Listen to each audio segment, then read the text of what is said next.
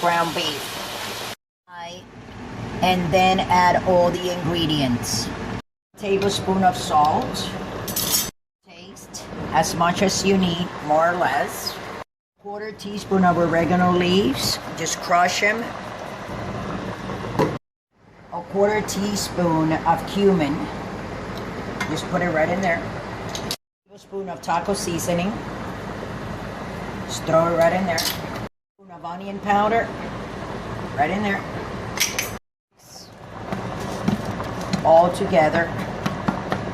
A jalapeno cut up and chopped up in pieces, and a little bit of cilantro leaves on the top. 2 tablespoons of apple cider vinegar. It's going to bring all the flavors together. Mix all together and brown it. Tomato sauce will be good, but if you don't have, you can always use the water of like cut up tomatoes or roasted tomatoes.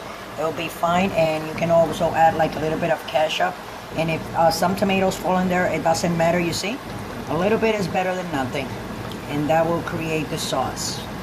Just mix and let it reduce until all that water evaporizes.